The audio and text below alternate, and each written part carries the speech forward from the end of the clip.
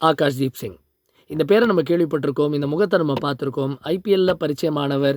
And domestic cricket follow பண்ணுறவங்களுக்கும் கண்டிப்பாக தெரியக்கூடிய ஒரு விஷயம். நிறைய லாங் ஸ்பெல்ஸ் போடக்கூடியவர், ஒரு tireless bowler. 2023 Bengal Ranji trophy final போவதற்கும் ஒரு காரணம். ஃபைனல்லையும் நல்ல பெர்ஃபார்மன்ஸ், ஒரு லூசிங் காஸ்டில் கூட. பட் இதை தாண்டி இவர் யார்?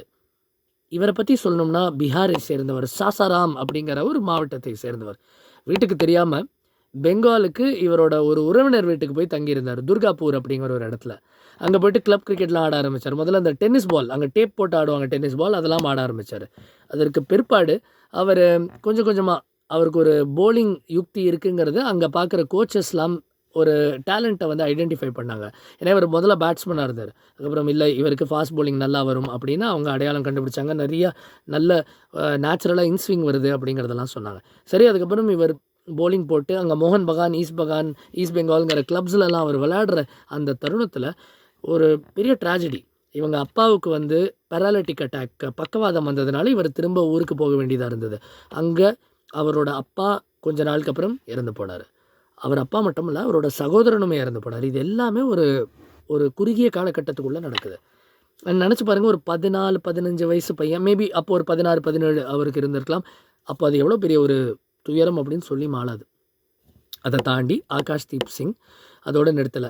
திரும்ப வந்தார் துர்காப்பூருக்கு. திரும்ப இன்னும் தீவிரமாக பயிற்சி செய்ய ஆரம்பித்தார். அண்ட் பெங்கால் 2020 அப்படின்னு கிரிக்கெட் அசோசியேஷன் ஆஃப் பெங்காலோட ஒரு ப்ரோக்ராமில் ரணதீப் போஸ், சௌரஷிஷ் லஹிரி போன்ற முன்னாள் வீரர்கள் கோச்சஸாக மாறி இவரை இன்னும் ஊக்கம் செய்ததை பார்த்தோம். நீங்கள் பார்த்தீங்கன்னா அதனால தான் பெங்காலில் தொடர்ந்து நல்ல பந்து வீச்சாளர்கள், குறிப்பாக வேகப்பந்து வீச்சாளர்கள் வருவதை நீங்கள் பார்க்கலாம். ஒரு பக்கம் அஃப்கோர்ஸ் இவர் இருக்கார் ஆகாஷ்தீப். அதை தவிர பார்த்தீங்கன்னா முகேஷ் குமார், முகமது ஷமி இவங்களுக்கெல்லாம் முன்னோடி, இஷான் பொரேல், இந்த மாதிரி நிறைய போலர்ஸை ப்ரொடியூஸ் பண்ணிகிட்டு இருந்திருக்காங்க.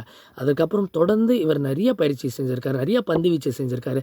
எந்த அளவுக்கு இவர் ஸ்மார்ட்டான ஒரு மனிதர்னா, பைக்கு ஓட்டுறதுல வந்து இவருக்கு பெரிய ஒரு ஆர்வம், ஒரு சுவாரஸ்யமான ஒரு ஃபாஸ்ட் போலராக இன்ஜுரிஸ்க்கு இருக்கிற அபாயத்தெல்லாம் கருதி அதெல்லாம் செய்யலை. அந்த ரிஸ்க் அவர்ஸ் நேச்சர். எங்கே உங்களோட முக்கியமான வேலைக்கு ஒரு வேட்டு வச்சிடக்கூடாது, உங்களோட ஹாபி அப்படிங்கிறதுல வந்து ரொம்ப திண்ணமான ஒரு எண்ணம் படைத்தவர், நல்ல ஒரு சிந்தனை கொண்டவர், நல்ல யோசிக்கிற ஒரு தன்மை இருக்குது பாருங்கள். மற்றவர்கள் தங்களுக்கு யோசிக்கிறதுக்கு முன்னாடி ஒரு fast bowler with a lot of brains, fast bowler பிரெயினியாக இருக்கக்கூடாதுங்கிறது ஒரு மித். பட் இவர் பும்ராவோட வகையில் வரணும் அப்படிங்கிற ஒரு எண்ணம் தெரியுது. அண்ட் அப்படி இவ்வளோ சோதனைகளை கடந்து தாண்டி வந்திருக்கார் ஆகாஷ்தீப். அண்ட் இன்றைக்கி 10 விக்கெட் ஹால் அவர் எடுக்கும்போது வாவ், ஹேட்ஸ் ஆஃப். அண்ட் மென்மேலும் இவரோட பயணம் நல்லபடியாக தொடரணும் அப்படிங்கிறது தான் நம்மளோட வாழ்த்துக்கள். தொடர்ந்து பார்த்துக்கிட்டு இருக்க gets creative. To subscribe to my channel. Thank you.